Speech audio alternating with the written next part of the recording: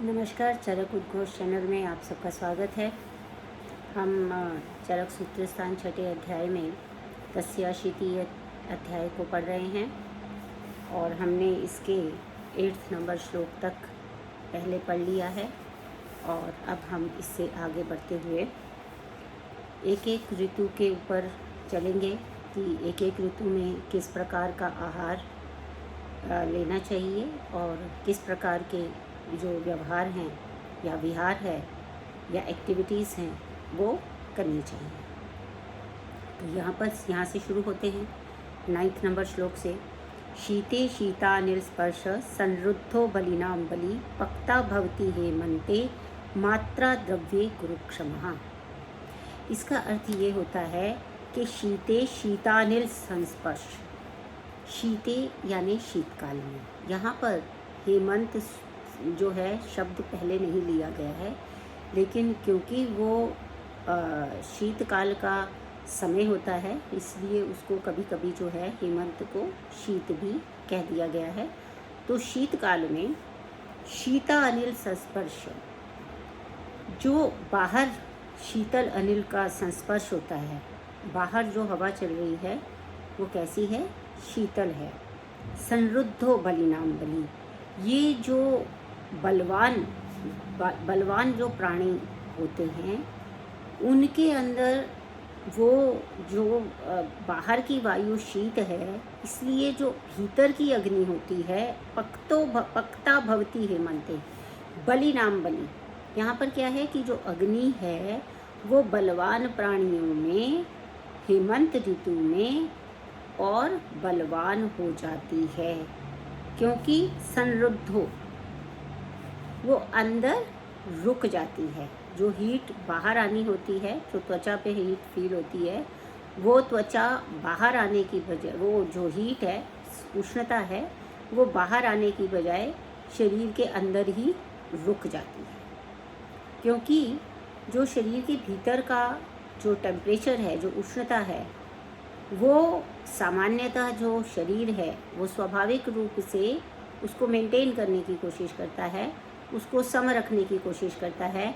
ऐसा नहीं है कि बाहर शीतलता हुई तो अंदर ब्लड शीतल हो गया, ऐसा तो नहीं होगा। रक्त शीतल तो नहीं होगा, खून ठंडा तो नहीं होगा, वैसा ही रहता है। वो कैसे रहता है? क्योंकि जो हीट बाहर आनी थी वो हीट जो है वो अंदर ही रुक जाती है। हमें मालूम है कि जब बहुत शीत होती है तो वासो कंस्ट्रिक्शन होता है ना, सिकुड़ जाती हैं सारी शिराएँ, सिकुड़ जाती, आर्टरीज कंस्ट्रिक्ट होती हैं। तो उसके कारण जो बाहर आनी थी, जो हीट बाहर आनी थी, जो उष्णता बाहर आनी थी शरीर से, वो शरीर के अंदर ही रहती है और उसकी वजह से अंदर क्या करती है? पक्ता भवती बलिनाम बलि। जो पक्ता है यानी कि जो जाठराग्नि है वो बलवानों में वो जो है बलवान हो जाती है। तो इसमें क्या हुआ? स यदा न ईंधनम युक्तम लभते देहजम तदा। यहाँ पर वो कहते हैं कि अगर ऐसे समय में इसको अगर मतलब ईंधन प्राप्त नहीं होता है अगर, तो ये क्या करती है? देहजम। यहाँ पर देहजम का मतलब क्या होता है? देहार्थ, देह के लिए जो उसको प्रयोग में लाना था। यानी यहाँ पर जो एक शब्द आया है, लभते देहजम यदा ना ईंधन युक्तम लभते देहजम यदा तदा। देहजम यानी कि देहार्थ, देह के लिए जो उसको प्रयोग में आना चाहिए था वो प्रयोग में नहीं आती और क्या करती है? रसम हिनस्ते अतो वायु शीतः शीते प्रकुप्यति। तो जैसे कि जो ये अगर मान लीजिए बलवान है और उसको मान लीजिए कि ईंधन नहीं मिला, ईंधन नहीं मिला का क्या मतलब है? कि जब वो जो आहार है उस तरीके का उसको नहीं मिला, क्योंकि जाठराग्नि बलवान है। तो जाठराग्नि का जो ईंधन है वो क्या है?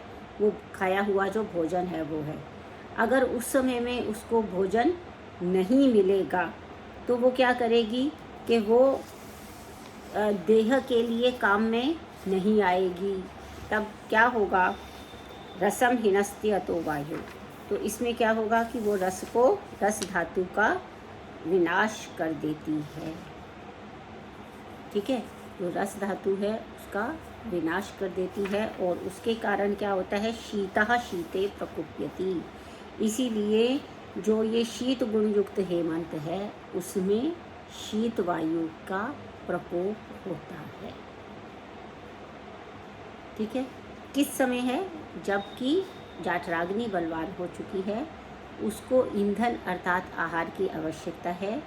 उस समय में यदि आहार नहीं किया जाता है तो वो जो है, जब वो अग्नि बलवान है और उसके पास आहार नहीं आया तो वो धातुओं का नाश करना शुरू कर देती है, तब वो रस का नाश करती है। और इसलिए शीत ऋतु में शीतल वायु का जो है वो प्रकोप हो जाता है। वायु वैसे भी योगवाही है, अगर शीत अधिक होगी तो वायु उससे मिलकर शीतता को बढ़ा देगी, अगर उष्णता अधिक होगी एनवायरनमेंट में ऋतु के अनुसार तो वायु उसके साथ मिलके उसकी उष्णता को बढ़ा देगी। तो इस तरह से ये दोनों जो हैं, ये सब जो है इसी के ऊपर निर्भर करता है वायु पे, क्योंकि वायु क्या है, योगवाही है। योगवाही का क्या अर्थ होता है, जिसके साथ मिलती है उसी के बल को और बढ़ा देती है। शीत के साथ शीत, उष्ण के साथ उष्णता को बढ़ाने वाली होती है। तस्मात्, इसलिए तुषार समये स्निग्ध अम्ल लवणान रसान औदक आनूपमांसानाम मेद्यानाम उपयोजये। अब इसीलिए क्योंकि ये ऐसा हो रहा है ना, ऐसा हो रहा है,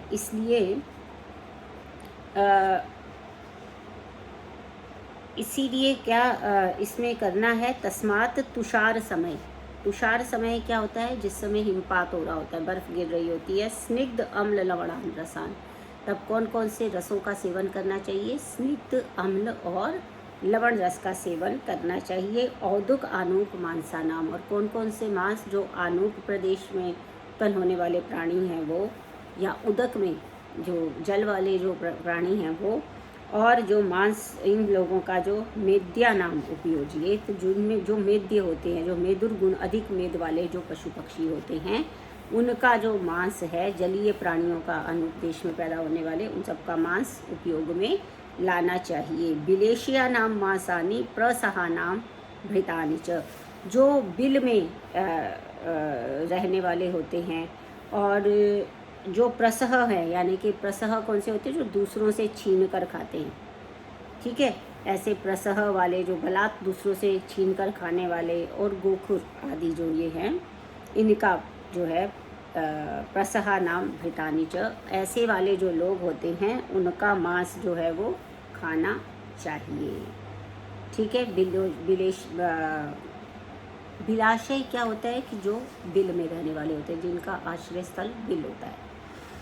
तो इन सबको भक्ष्येत मदिराम शीधुम मधु चा अनुपिबेन न रहा। इसमें क्या करना है, इसके बाद जब ये भोजन कर लिया तो उसके बाद मदिरा है, सीधु जो इक्षु से बनी हुई होती है, जो मधु सुरा उसको कहते हैं, मधु है, इन सब का बाद में अनुपान की तरह प्रयोग करना है। गोरसानी इक्षु विकृति वसाम तैलम नवोदनम, नया आहार, और ये सब गोरस यानी कि गाय के जो चीज़ें हैं उनसे बनी हुई जो चीज़ें हैं, वो दूध और दूध से बनी हुई चीज़ें जिसको हम कहते हैं इक्षु विकृति, गुड़ की विकृतियाँ जो हैं, या इक्षु रस की जो विकृतियाँ हैं, उनको लेना चाहिए।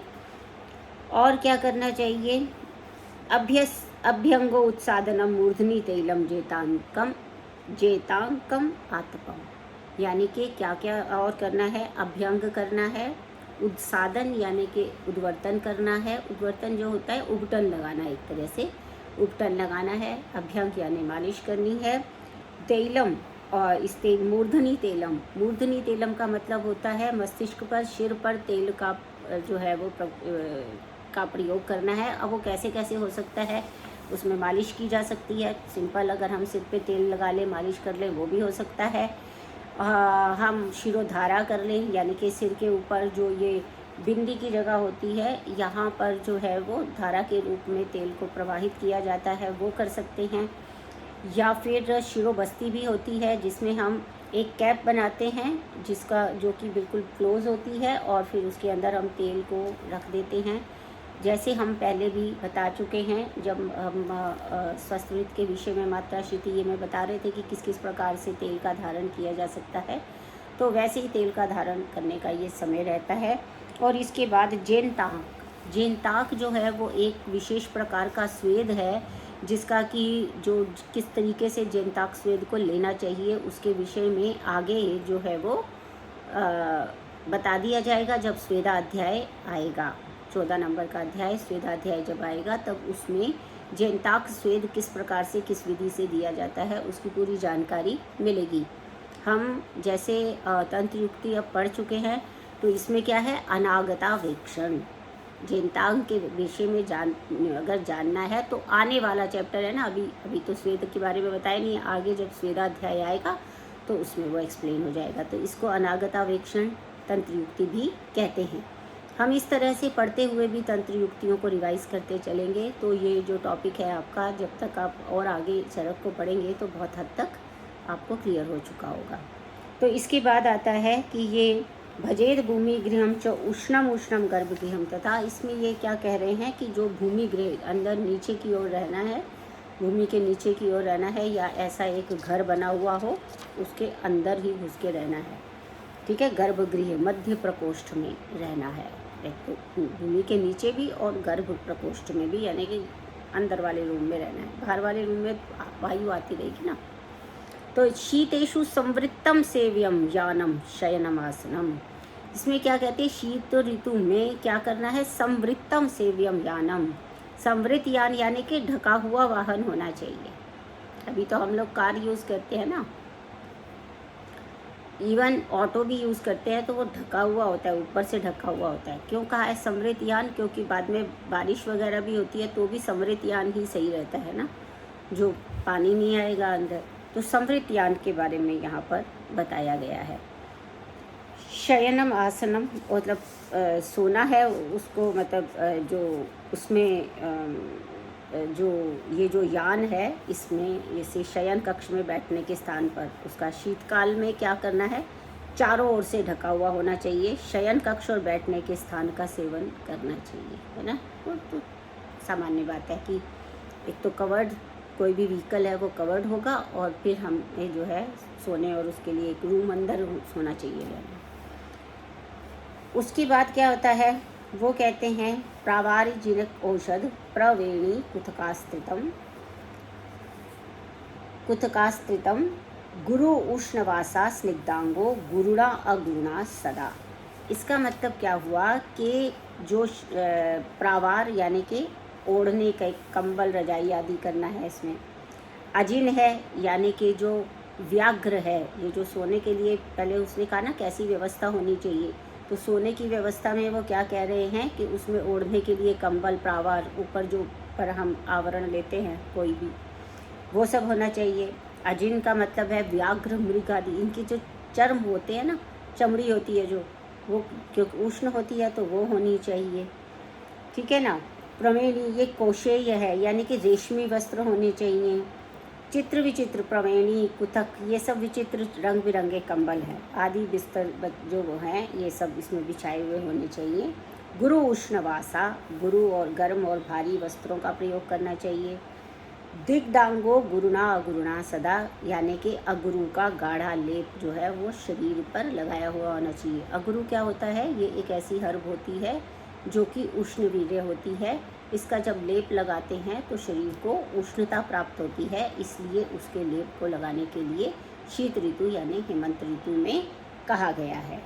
शयने प्रमदाम पीनाम विशाल उपचतस्तीनम, यानी कि बिस्तर पर संपुष्ट अंगों वाली तथा विशाल स्तनों वाली आलिंगनाद्य गुरु दिग्दांगिम सुप्यात समद मनमथः, यानी कि ये अगुरु चंदन आदि सुगंधित पदार्थों से लेप की हुई जो नारी का आलिंगन का मदमस्त समद मनमथः, यानी कि जो मदमस्त पुरुष जो है वो शयन करे।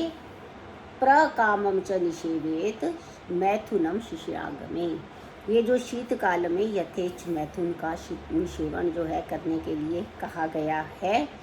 वर्जयेत अन्नपानानि वातलानि लघूनि च। अब किस चीज़ का वर्जन किया, यानी यहाँ पर मैथुन जो कर्म है उसके लिए अनुमति दी गई है कि ये ऋतु जो है वो मैथुन कर्म करने के लिए, इंटरसेक्सुअल एक्टिविटीज़ के लिए ठीक है। इसको इन्होंने यहाँ पर बताया।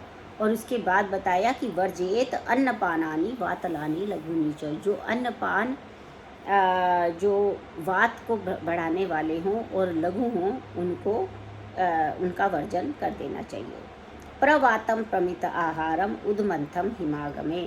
इसके अलावा सामने से आती हुई जो वायु होती है, प्रवातम शीतकाल होने पर प्रवात हवा के प्रबल झोंकों का सामना नहीं करना है। प्रमित आहार यानी कि ऐसा नहीं कि ये खाना ये नहीं खाना, इस समय में चूज़ी नहीं होना है। जो पूरे का पूरा सभी सर्व रस का सेवन जो है वो आराम से करना है। उद्मंथम हिमागमे, उद्मंथ होते हैं जो ये जल में ये जो भुने हुए या घुले हुए सत्तू होते हैं जल में, उद्मंथ उसको कहते हैं। उसका सेवन को वर्जित करना चाहिए। वर्जित अन्नपानानि, ये सब वर्जित हैं। ठीक है, तो मैं आपसे यहाँ पर ये अनुरोध करूँगी सभी स्टूडेंट्स जो इसको सुनते हैं कि सभी जितनी भी ऋतुएं हैं, अब ऋतु में सबसे पहले ऋतु में हम उसके ऋतु के लक्षण क्या होते हैं, कैसा उस समय बाहर एनवायरनमेंट होता है, बाहर शीत हो रही है या उष्णता हो रही है या अच्छा मतलब सुखद हो रहा है, ना शीत ना उष्ण ऐसा हो रहा है। तो पहले तो उसकी वो व्यवस्था की उसका जो प्रभाव है, जो एक जनरल जिसे कहते हैं इफ़ेक्ट है, पहले तो वो कि ऋतु के लक्षण क्या है, हेमंत ऋतु के लक्षण, शीत ऋतु के लक्षण क्या हो रहे हैं वो बताएंगे। उसके बाद बताएंगे कि इस ऋतु में अग्नि की स्थिति क्या होती है, दोषों की स्थिति क्या होती है। जैसे किसी ऋतु में दोष में संचय होगा, किसी में प्रकोप होगा, किसी में प्रसर होगा, तो दोषों की स्थिति क्या है ये भी बताना है। मनुष्य के जो व्यक्ति जो है उसके शरीर की में बल की स्थिति क्या है ना, अग्नि की स्थिति क्या है, बल की स्थिति क्या है, और जो दोष हैं उनकी स्थिति क्या है, और जो अग्नि है उसकी स्थिति क्या है। और फिर कौन कौन से रसों का सेवन इस ऋतु में करना चाहिए और कौन कौन से ऐसे रस हैं जिनका इस पर्टिकुलर ऋतु में सेवन नहीं करना चाहिए। फिर कौन कौन से विहार जो हैं वो करने चाहिए। जैसे इसमें कहा कि सामने से वायु को ग्रहण नहीं करना है, नहीं करना चाहिए, मतलब अंदर छुप के रहना चाहिए। समृद्ध यान का प्रयोग करना चाहिए, यानी ढके हुए जो वाहन है उसका प्रयोग करना चाहिए। इस तरह से जो हमारे और मैथुन के लिए जो है वो अनुमति दी गई है। तो जो जो विहार हम इसमें कर सकते हैं पहले वो, और फिर वो चीज़ें जिनको वर्जित किया गया है वो, और फिर वो रस जिनका सेवन नहीं करना चाहिए, है ना। जिनका सेवन करना चाहिए वो भी बताना है, जिनका सेवन नहीं करना चाहिए वो भी बताना है। और जब हम किसी भी चीज़ को बताते हैं तो फिर उसको लॉजिकली प्रूव भी करना है। जैसे इसमें इन्होंने बताया कि कैसे अग्नि वृद्धि क्यों हो जाती है, क्योंकि जो अग्नि को बाहर निकलना था वो अग्नि अंदर बंद हो जाती है और उसकी वजह से वो जो है उसकी वजह से वो मतलब अधिक भूख को बढ़ाने वाली क्षुधा अच्छी सी हो जाती है, अग्नि तीव्र हो जाती है। तो उस समय में जो आहार है वो हमारा गुरु होना चाहिए। यहाँ पर उन्होंने ये कहा मात्रा द्रव्य गुरु क्षमा। तो मात्रा द्रव्य गुरु क्षमा का मतलब ये होता है कि मात्रा भी अगर अधिक मात्रा में भी थोड़ा चला जाएगा तो उसको भी वो पचाने में सक्षम होती है। और जो द्रव्य जैसे पहले बताए थे कि कुछ द्रव्य स्वभाव से गुरु होते हैं, जैसे स्निग्ध होते हैं, लवण होते हैं, अम्ल होते हैं, ऐसे जो द्रव्य होते हैं स्वभाव से गुरु होते हैं। तो वो गुरु द्रव्यों को भी आराम से आप जो है वो पकता है, जो वो पचा सकती है। यहाँ पर वो ये कह रहे हैं। एक जो प्रश्न है वो यहाँ पर ये अराइज होता है कि भाई ये जो एक तो पहला तो प्रश्न ये है कि भाई जब ये हम बात पढ़ते हैं कि भाई कफ का संचय होता है इस ऋतु में, तो जब यदि कफ का संचय हो रहा है तो हम जितने भी आहार विहार कह रहे हैं हम सारे गुरु मांस पदार्थों को भी लेने के लिए कह रहे हैं, गुरु स्निग्ध और सभी ऐसे पदार्थ लेने के लिए कह रहे हैं, इक्षु वर्ग के पदार्थ लेने के लिए कह रहे हैं। ये सारे पदार्थ तो कफ की वृद्धि करने वाले होते हैं। फिर भी हमने इसको जो है वो संवर्धक होते हैं, कफ का वर्धन करने वाले होते हैं और कफ का ही संचय हो रहा है, तो क्या हमें ये लेने चाहिए?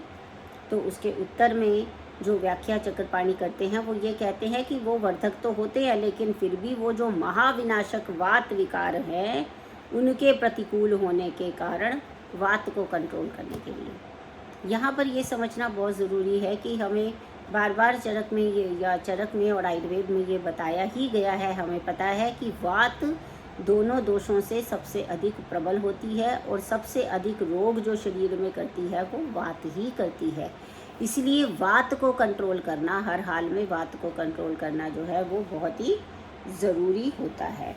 और दूसरा एक और प्रश्न आता है कि ये जो बड़ा हुआ ये जो शीत है, मतलब ये जो शीत है जिससे अग्नि जो वात है वो शीतल है, ठीक है, तो वो किस प्रकार से वहाँ पर जो है शीत जो है वो शीतवात कैसे अग्नि में कैसे प्रवृत्त हो जाती है, क्योंकि शीतता तो अग्नि के विरुद्ध है। तो अब ये क्या कह रहे हैं कि असमान शीतवात जो है उससे अग्नि की वृद्धि कैसे होगी, ठीक है ना। शीतवात क्योंकि बाहर चल रही है, वो कहते हैं ना, यहाँ पर ये बताया ना, शीते शीता अनिल संस्पर्शा, ठीक है ना। तो वो ये कह रहे हैं कि शीते यानी हेमंत ऋतु में शीतवात के संस्पर्श से अग्नि की वृद्धि हो रही है। तो प्रश्न ये उठता है कि शीत से उष्णता यानी अग्नि की वृद्धि कैसे हो सकती है ना। तो वो कह रहे हैं कि ये विपरीत नहीं है, बल्कि ये प्रतीपीभूत है। प्रतीपीभूत मतलब वो जो अग्नि है वो बाहर ना निकलते हुए अंदर ही रुक गई है, इसलिए अग्नि की वृद्धि हो रही है। ऐसा नहीं है कि ये शीतवात जो है वो परिवर्तित होकर अग्नि की वृद्धि कर रही है। अग्नि में परिवर्तित, शीतवात अग्नि में परिवर्तित नहीं हुई है, बल्कि शीतवात के कारण जो अग्नि अंदर थी शरीर के अंदर वो वहीं पे अवरुद्ध हो गई है और इसीलिए उसने जो है वो जो जाठराग्नि है उसकी वृद्धि की है। तो यहाँ पर इस चीज़ को जो है स्पेसिफिकली बताया गया है। यहाँ पे एक और उदाहरण जो है वो हस्ती वैद्यक में दिया गया है कि जो बाल गज होते हैं, छोटे वाले हाथी, उनको कैसे उनका निरोगता कैसे हो जाती है, निरोग कैसे होते हैं वो, तो उसके बारे में इन्होंने ये कहा कि जब वो अव्याहत होते हैं, अव्याहताद अभिप्रायात प्रीति ही प्रीतेर बलम बलात् अग्नेरश्च धातु नाम बलम नाशस तथो रुजाम। यानी वो ये कह रहे हैं कि जिस तरह से मतलब इस विषय को, हस्ती वैद्यक के विषय को इसलिए लेके आया गया क्योंकि वहाँ पर एक शब्द आया था बलि नाम, जो बलवान प्राणी होते हैं उनमें हेमंत ऋतु जो है वो स्वभाव से ही बलि नाम प्राणी नाम हेमंत स्वभावात बलि भवती। जो बलवान प्राणी है वो हेमंत में स्वभाव से ही बलि हो जाते हैं, यानी कि जो पहले से बलवान है वो बलि हो जाता है हेमंत ऋतु में। अब ये क्या मतलब हुआ जो पहले से बलवान है वो बलि हो जाता है? क्योंकि ये बात है कि जब अग्नि प्रदीप्त होती है तो जो भी आहार लिया जाएगा और बलवान की ही अग्नि प्रदीप्त होती है, और ये एक दूसरे के ऊपर वाइस वर्सा है, क्योंकि बलवान अगर अग्नि होगी तो आहार प्रॉपरली डाइजेस्ट होगा तो फिर वो प्रॉपरली मेटाबोलाइज होगा और प्रॉपरली एब्जॉर्ब होगा, उससे फिर वो बल बढ़ेगा, है ना। इसके विपरीत जो बलवान नहीं होता है प्राणी, उसकी भी वृद्धि तो होती है लेकिन उसके जो अग्नि की वृद्धि है वो उतनी अधिक नहीं है, इसीलिए जो वो आहार लेता है वो भी वो कम ले पाएगा, तो उसके बल में उतनी वृद्धि नहीं होगी जितने किसी बलवान व्यक्ति के बल की वृद्धि हेमंत ऋतु में स्वभाव से होगी, ठीक है। क्योंकि जो बलवान नहीं है उसके भीतर जो अग्नि है जो इस शीत स्पर्श से बचाएगी वो भी उतनी स्ट्रांग नहीं है कि जब वो रुके अंदर तो कोई वो बहुत ज़्यादा अंतर पैदा कर सके। तो इसलिए उन्होंने जो है ये कहा है कि जो बलवान प्राणी है उसकी इस तरह से होती है। तो हस्ती वैद्यक का उदाहरण वो यहाँ पर लेके आए कि बाल जाता नाम की अव्याहत अभिप्रायात। अव्याहत अभिप्रायात का मतलब ये होता है कि किसी भी तरह से जिसमें जो उसके लिए अनुकूल परिस्थितियां बनी हुई हैं वो अनुकूल है। अनुकूल परिस्थिति से प्रीति यानी कि प्रेम में वृद्धि होती है। प्रीति से वर्धन होने के कारण जो है वो बल में वृद्धि होती है। बल की वृद्धि से अग्नि की वृद्धि होती है और अग्नि की वृद्धि से उनमें जो है वो धातुओं की वृद्धि होती है और धातुओं की वृद्धि होने से नाशस ततोरुजाम वो रोगों का नाश करने वाला होता है। ठीक है, इसका अर्थ यही है। सामान्यतः अगर हम इसका अर्थ जानें तो सामान्यतः इसका अर्थ ये होता है कि जो बलवान व्यक्ति होता है वो उस शीत स्पर्श को सहने में सक्षम होता है और वो शीत स्पर्श उसकी अग्नि को फर्दर इंक्रीज़ करता है। फर्दर इंक्रीज़ करने पे अगर उसको समय से ईंधन दिया जाता है तो वो और अधिक पुष्ट हो पाता है। यहाँ पर ये सारी बातें बताई गई हैं। तो जिस जिस ऋतु में जो बताया गया है उस ऋतु में उसको हमें इसी जो बिंदु मैंने आपको बताया, अगर आगे चल के आएगा, जैसे इसमें कोई शोधन नहीं बताया गया है क्योंकि इसमें सब संचय हो रहा है, आगे की जब ऋतुओं में किस दोष का प्रकोप हो रहा है और किस दोष का शमन हो रहा है वो भी बताएंगे, और जिस दोष का प्रकोप हो रहा है उसके अनुसार ही शोधन प्रक्रिया भी बताई जाएगी। तो इन सब बिंदुओं को जब भी आप कोई ऋतुचर्या पढ़ते हैं या लिखते हैं तो इन सब बिंदुओं को पॉइंट वाइज अगर आप लिखते हैं तो वो आपके लिए अच्छा होगा। इसके बाद में जो है वो शिशिर ऋतु के बारे में बताया। हेमंत शिशिरौ तुल्यो शिशिरे अल्पम विशेषणम रोक्ष आदानजम शीतम मेघ मारुत वर्षजम। यहाँ पे उन्होंने कहा कि हेमंत शिशिर में एक जैसी ही ऋतुएं होती हैं और शिशिरे अल्प विशेषणम, और दोनों ऋतु प्रायः समान है लेकिन शिशिर में कुछ विशेष होता है यानी कि कुछ अधिक होता है। वो क्या होता है? तो शिशिर ऋतु में रोक्ष्यम आदानजम, आदान काल की रुक्षता बढ़ जाती है। ठीक है, आदान काल शुरू हो गया ना, वशहे वर्षा शरद हेमंत पे जो विसर्ग काल था वो समाप्त हुआ। शिशिर में आदान काल प्रारंभ हो गया तो उसकी रुक्षता भी उसके साथ ही प्रारंभ हो गई। मेघ मारुत वर्षजम, और ये शिशिर में आदान कालिक रुक्षता मेघ मारुत यानी कि बादल हवा इन सब के जनित शीत होता है। इसीलिए तस्माद हेमंतिकः सर्वा शिशिरे विदृश्यते, इसलिए जो भी हेमंत ऋतु की चर्या अभी बताई है पीछे वो सब का सब एज इट इज़ शिशिर में थोड़ा अधिक रूप में फॉलो करना चाहिए। निवातम उष्णम तो अधिकम शिशिरे, और ज़्यादा कोशिश करनी चाहिए कि बिल्कुल ही बाहर जो है ना निकलें, बात के सामने ना आए। शिशिरे गृहम आश्रित, घर में ही रहें। कटु तिक्त कषायाणी वातलानी लघुनी च, ये सारे जो रस हैं कटु तीक्ष्ण और ये इन रसों का जो सेवन है वो नहीं करना है। ये है कि इसमें निवात स्थान में हेमंत तुल्य होने से और ये इसका आश्रय लेना चाहिए। और क्या करना चाहिए? कटु तिक्त कषाय रसयुक्त अन्नपान और वातकारक लघु तथा शीतल अन्नपानों का सेवन। कटु तिक्त कषायाणी वातलानी लघुनी च, इनका भी सेवन जो है वो इस ऋतु में भी नहीं करना चाहिए। तो इस प्रकार से हम ये दो ऋतुओं का हिसाब से हमने देखा।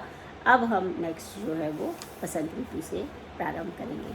तब तक आप सभी पढ़ते रहिए, खुश रहिए।